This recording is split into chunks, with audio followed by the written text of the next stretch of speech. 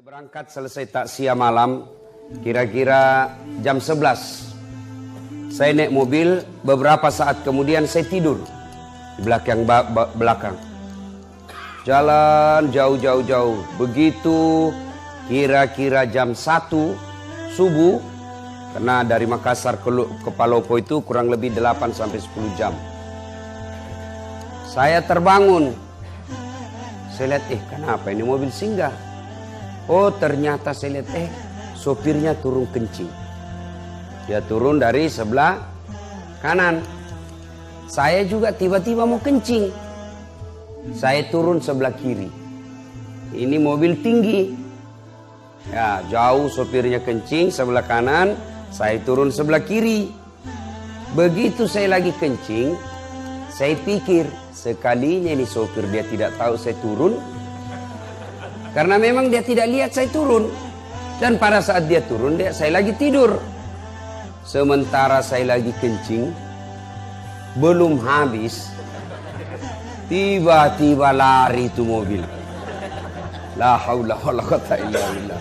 Nah, kena Ka'bala. Lari saya lah, woi Musalaika, kau tinggalkan saya. Tapi apa hendak dikata, mobil sudah rapat. Pada saat itu juga gerimis, tidak didengar. Lah bu yotoy, tinggallah saya mulai jam 1 dini hari. Nanti dia sadar ini sopir. Ketika tiba waktu subuh, dia balik. Ustaz, subuh mi. Dia nih, tidak ada Ustaz. Dia baru sadar saya ditinggal. Dia balik mobilnya, laju kencang. Masya Allah, dia baru tiba jam 6.15 pagi. Mulai saya jam 1 subuh. Semua mobil yang saya kasih singgah, tidak ada yang mau singgah. Yang mau ke Makassar tidak mau singgah. Yang mau ke Palopo tidak ada yang mau singgah. Kenapa? Karena waktu itu tengah malam di hutan. Ini tengah hutan Pak. Saya pakai putih-putih. Saya berpikir dia kira ini saya pocong. Tidak ada satupun yang singgah mengambilku. Jam 6:15 baru dia singgah di tempat saya. Saya mau tinggalkan tempat itu. Saya bilang nanti dia pulang tidak ada apa Kak. Nak kena tonga bala. Salat subuh lah saya. Basah Pak, semua basah.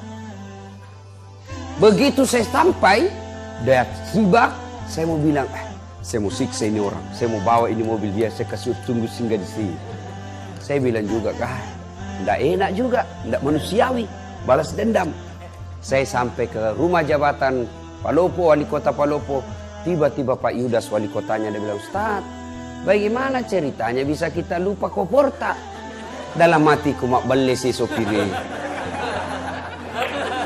Bohong lagi nih sopir. Ternyata saya bilang bukan. Kopor saya lupa, dia yang lupa saya.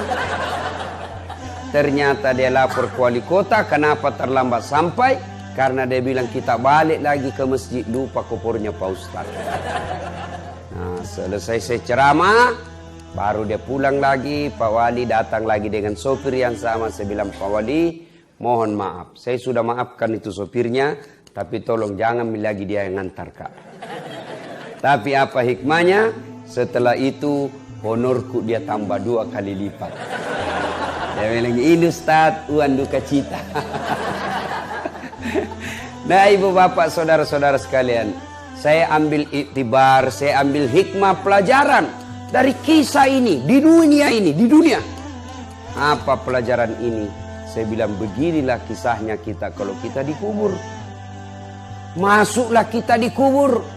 Berharap ada mobil yang singgah mengambil saya. Berharap ada keluarga yang doakan kita. Ternyata tidak ada lagi yang doakan kita. Kita menunggu keluarga mendoakan kita. Kita menunggu anak mendoakan kita setelah dikubur. Tapi apa hendak dikata, tidak ada satupun yang mengingat kita. Basah kuyuplah saya, menderitalah saya. Ternyata mengharap kiriman-kiriman doa, ternyata tidak ada yang mendoakan saya. Beginilah kita Pak, merantau, kita datang ke Kupang, Bapak bekerja di sini. Kalau tidak senang, 2 tahun makin menderita, 3 tahun makin susah, 5 tahun tidak ada tanda-tanda bahagia. Hai, lebih saya pulang ke Sulawesi. Begitu kan? Masih bisa ki pulang. Kerja ki di sini tidak enak, bos tidak bagus, kata-katanya kasar, istrinya enak-enak bicaranya, berhenti kerja, saya balik ke Sulawesi. Iya toh? Tapi kalau bapak masih di kubur, senang tidak senang, tinggal mako di situ. Tidak bisa kau lagi balik naik ke atas. Pun kalau kau balik ke atas, maka tidak ada orang mau dekati kau. Wih, pocong-pocong, lari, lari. Nah, ibu bapak, saudara-saudara sekalian, ini hikmah yang paling penting. Ini bapak-bapak yang sudah tua, yang di depanku sudah muka-muka sakaratil maut. Melo kilo kega bos, pasti mati kok. Hah? Berapa kali maki antar jenazah? Tuh, 3 yang ngantar kita itu. Bapak coba lihat kalau ada orang meninggal, telutu mantar laki. 3 yang ngantar kita. 1, harta. Ini harta keluar mobil, keluar motor, keluar karpet, keluar tikar, keluar semuanya. Begitu kita masuk di kubur, apa yang temani kita? Harta kita yang paling banyak, yang paling kita temani kita apa? Kain kafan. Tidak mentang-mentang dia kaya, pakai kain sutra. Tidak. Tidak mentang-mentang dia kaya, kasih tebal-tebal dia, kasih macam-macam kainnya. Tidak. Kainnya kain kafan, mulai dari yang paling kaya sampai paling miskin, sama kainnya kain kafan. Apa minyak-minyaknya? Kapur barus. Iya toh? Tidak mentang-mentang dia kaya, pakai Bulgari, pakai Angelman. Tidak, pakai apa? Kapur barus. Lalu apa yang kita mau sombongkan di dunia ini? Meninggal, kain kita bawa. Tidak ada orang mentang-mentang dia kaya, Nabi bilang anaknya, kasih masuk tawa bapak PCD supaya tidak bete di kuburnya. Tidak bos. 2, yang mengantar kita masuk menuju ke alam kubur apa? Keluarga, anak, istri, handai tolan, sahabat, sepupu, ngantar kita. Tapi begitu kita masuk di kubur, mereka mau masuk. Mana mau itu tak nagoda ibu. Adindaku sayang, kemanapun kau pergi, aku akan mengikutimu. Gunung kan kudaki, lautan ku seberangi, masjid kau lewati. Iya toh, ibu-ibu, begitu meninggal ibu, mau kira-kira suami tak masuk di dalam? Mau kira-kira? Jangankan masuk, kakinya saja tinggal 1 meter, ndak mau. Meninggal ibu, mata kanannya menangis, mata kirinya yang mana gantinya. Coba ada temanku pergi haji, meninggal mendadak istrinya, masih muda, meninggal mendadak istrinya, bengkak matanya. Dia bilang, Ustaz, rasanya ndak bisa melanjutkan hidupku ini, separuh jiwaku hilang Ustaz. Saya bilang hebat juga ini bapak ini. Barusannya aku dapat laki-laki sampai bengkak betisnya, bengkak matanya. Ternyata beberapa bulan berlalu, saya lihat dia jalan sama perempuan jogging, muda, putih, cantik. Saya tanya, Haji, siapa itu? Nah bilang yang baru Ustaz. Ayo, yang ketiga, yang mengantar kita ke alam kubur, amal kebaikan. Inilah yang setia mengikuti kita, baik amal kejahatan maupun amal kebaikan. Kalau selama kita hidup, selalu banyak amal-amalnya, amal-amal ini yang menemani kita. Kalau kita tidak bagus amalnya, amal-amal ini yang menyiksa kita. Nah ibu bapak, saudara-saudara sekalian, begitu bapak masuk ke kubur, seluruh pengantar sudah kembali. Bahkan kami jelaskan, langkah kaki orang terakhir yang mengantar jenazah masih didengar, datang malaikat. Maka yang pertama ditanya bukan puasa, yang pertama ditanya bukan haji, yang pertama ditanya bukan zakat, yang pertama ditanya sholat. Kembali, maka datanglah malaikat. Tanya, Marrabuka, siapa Tuhanmu? Langsung dia bilang ini orang, tunggu dulu, orang baru datang. Ini karena waktu hidup di dunia suka berdebat. Ini dia ini. Biar malaikat mau juga nak debat. Ya. Siapa Tuhanmu? Marrabuka. Ketuhanan yang Maha Esa. Langsung ditampelin. Ini bangsa Indonesia ini yang selalu bilang saya Pancasila, tapi tidak beres sembayangnya. Blender. Dia bilang, ya Allah, naik malaikat. Ada hambamu mati, saya tanya marrabuka. Dia jawab ketuhanan yang Maha Esa. Itu bangsa Indonesia yang tidak beres sembayangnya. Ini kalau baik solatnya, datang malaikat. Orang bagus solatnya, 5 waktunya terpelihara, ada solatnya di masjid, datang ditanya, marrabuka, siapa Tuhanmu? Solat berkata, mundur kau. Waktu kau hidup kau rajin pelihara solatmu, sekarang saya yang pelihara kamu. Kata solat, mundur kau, saya yang pelihara. Marrabuka, siapa Tuhanmu? Solat kita menjawab, Allahu Akbar. Bila malaikat, tahu jagonya. Barusan ku dapat. Man nabiyuka, siapa nabimu? Dia jawab lagi, asyhadu Allah ilaha illallah wa asyhadu anna Muhammadar Rasulullah.